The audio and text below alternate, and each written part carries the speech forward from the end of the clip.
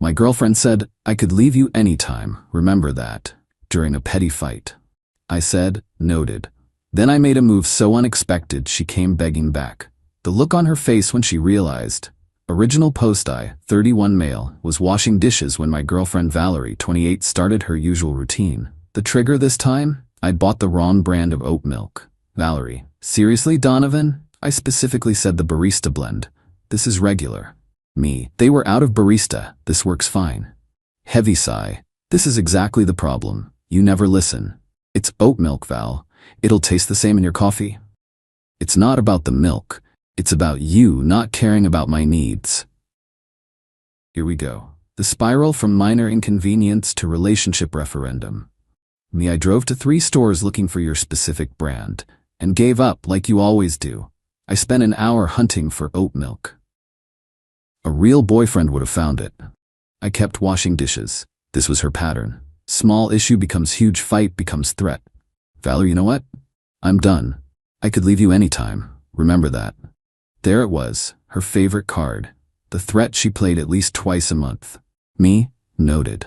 That's it? Noted? What do you want me to say? I want you to care that I might leave. You threaten to leave every time we disagree. About coffee creamer. About what to watch. About which way toilet paper should hang. Because you don't appreciate me. Do you know how many guys want me? The same ones you text when you're mad at me? She froze. Yeah, I knew about those. The emotional support orbiters she kept on standby. That's not, how dare you go through my phone. Me, I haven't. You leave your Instagram open on my laptop. Those are just friends. Friends who send heart emojis at 2 a.m.? At least they appreciate me. I could be with any of them tomorrow. Okay. Okay? That's all? You just let me go? You said you could leave anytime. I'm acknowledging that. She stomped to the bedroom, slammed the door. Standard procedure. Usually I'd apologize within an hour, promise to do better, maybe order her favorite Thai food. Not today. Instead, I finished the dishes. Made a cup of coffee with the wrong oat milk. Tasted fine. Then I made a call. Me, hey Rashid? You still looking for a roommate? Donovan. Yeah, man. Why, you know someone? Maybe. What's the timeline? ASAP. Been covering full rent for 2 months. It's killing me. Me, cool. Let me get back to you. Hung up, opened my laptop, started an interesting project. See, Valerie had been threatening to leave for 2 years, used it like a weapon. Every disagreement ended with, I could leave anytime. But she never did, because she knew something I'd finally figured out. She couldn't afford to leave. Her part-time influencer income barely covered her car payment. I paid rent, utilities, groceries, streaming services. Her threats were empty, because leaving meant moving back with her parents or finding some orbiter willing to fund her lifestyle. But what if leaving wasn't her choice anymore? What if I made it easy for her? Time to find out. Update 1. 1 week later. The plan unfolded beautifully. Day 1 after the fight, Valerie emerged expecting the usual apology ritual. Found me working on my laptop, coffee made with regular oat milk. Valerie. So, anything to say? Me. Good morning to you too. That's it? No apology? For what? For dismissing my feelings, for buying the wrong milk.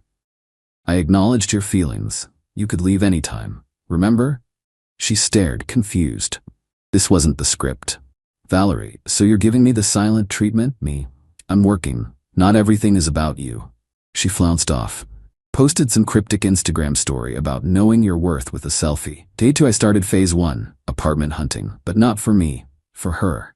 Found a studio apartment in her price range, $650 a month. Rough neighborhood, but available immediately. Sent her the listing. What's this? Meet affordable option for when you leave. Being helpful. Are you kicking me out? Me, no. You said you could leave anytime. I'm facilitating. This place is a dump. It's what $650 gets. Your budget, right? You know I can't afford my own place. Then maybe stop threatening to leave? Radio silence for 3 hours. Then she tried a different approach. Baby, can we talk? I made dinner. Translation. She heated up leftover pizza I'd bought 2 days ago. Me, thanks, but I ate at work. You never eat at work. Started meal prepping, saving money. For what? Life changes. The panic in her eyes was new. Usually I'd cave by now. Apologize, promise to buy the right milk, reaffirm how much I needed her. Day 3 brought the love bombing. Woke up to her making actual breakfast, not cereal, eggs, bacon, toast, first time in a year. Thought you'd like a nice breakfast. Thanks, very thoughtful. Maybe we could spend the day together, like old times? Can't. Helping Rashid move some furniture. Rashid, since when are you friends? Since he might need a roommate. Her face went pale. You're not moving in with Rashid? Not me, but I know someone who might need a place soon. Who? Someone who could leave anytime. She didn't threaten to leave for the rest of the week, but the entitlement came out in other ways. Started demanding to know where I was, who I was texting, why I was saving money. Valerie, you're acting suspicious. I'm acting single. We're not single. But you could leave anytime. I'm preparing for that possibility. Day 5, she tried recruiting allies. Her best friend Camilla called. What are you doing to Val? She's freaking out. Nothing, just taking her seriously. About what? She says she could leave anytime. I'm helping her explore options. You know she doesn't mean it. Then why does she say it constantly? It's just how she expresses frustration. By threatening our relationship? Cool communication style. You're being petty. I'm being practical. Day 7, the real panic set in. Found Valerie on rental websites. Everything's so expensive. Yeah, housing costs are rough. How am I supposed to afford $1,500 for a decent place? Me, roommates? Second job? Those guys in your DMs? She slammed the laptop shut. This is abusive. You're financially abusing me. I'm showing you apartments. You're the one who wants to leave. I don't want to leave. Then why threaten it every week? Because you think I'll beg you to stay? Silence. Val, I'm tired of being threatened. Either stay and stop using leaving as a weapon, or actually leave. But this middle ground manipulation ends now. She locked herself in the bedroom, posted more cryptic stories. When he shows you who he really is, believe him, yeah. I was showing her someone who wouldn't be manipulated anymore.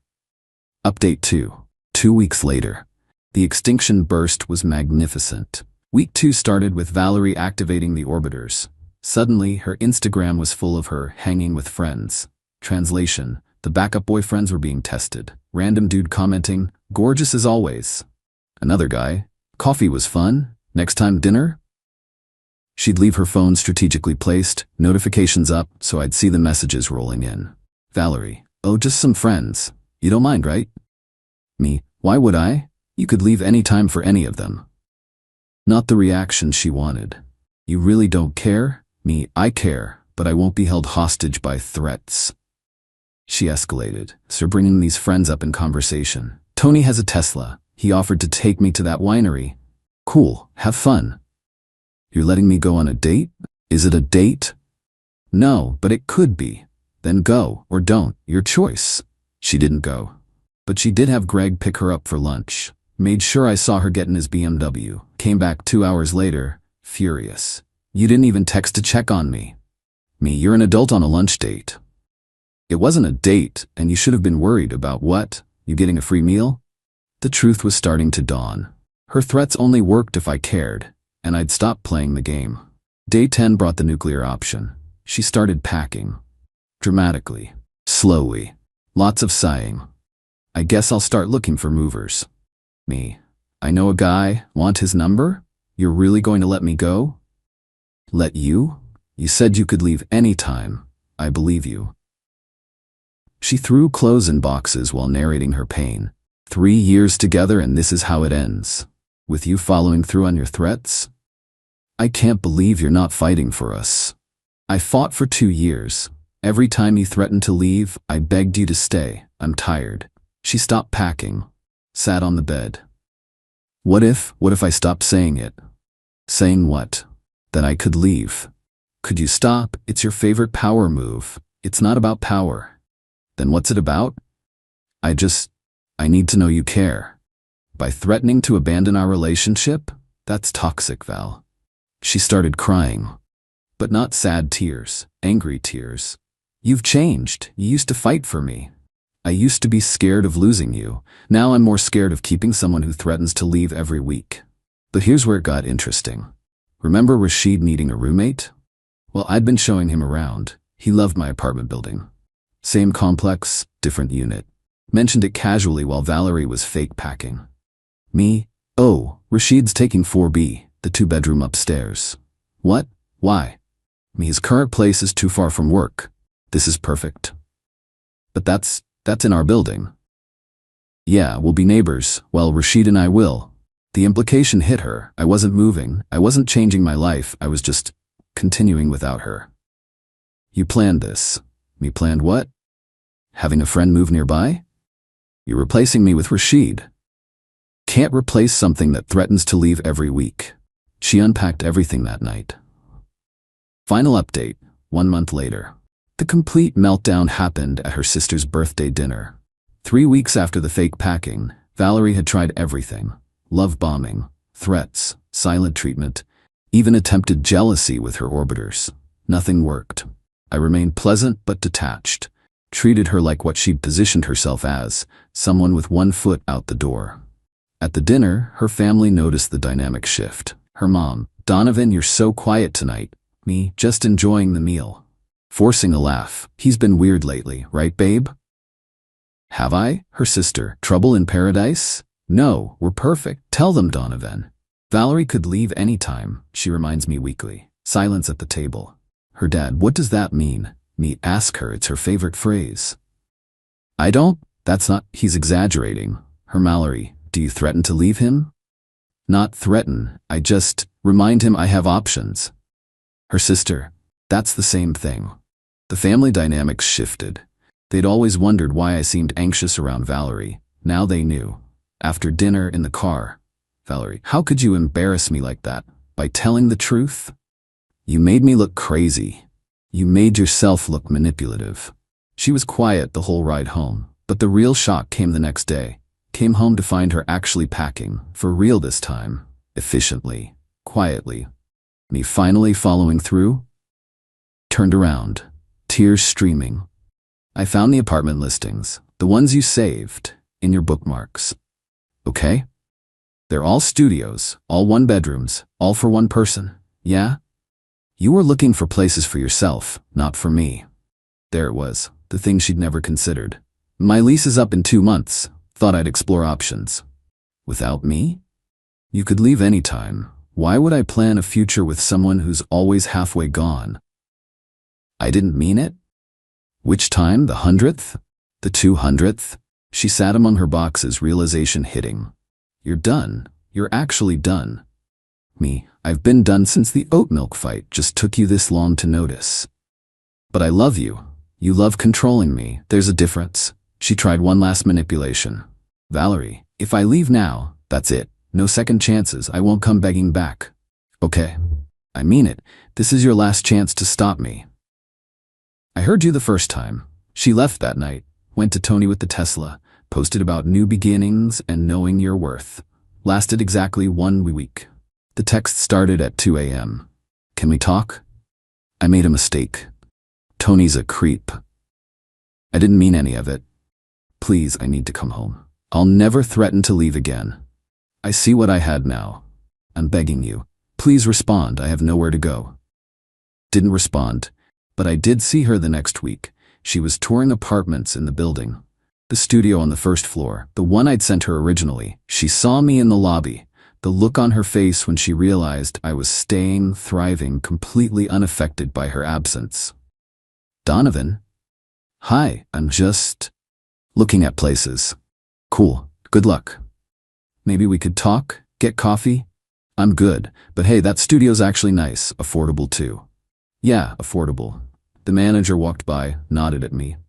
Mr. Hayes, Rashid's all moved in. You guys planning that game night? Friday. Should be fun. Valerie watched me living my life, the life she'd threatened to leave so many times. I could really use a friend right now. Tony has a Tesla, maybe he can drive you to find some.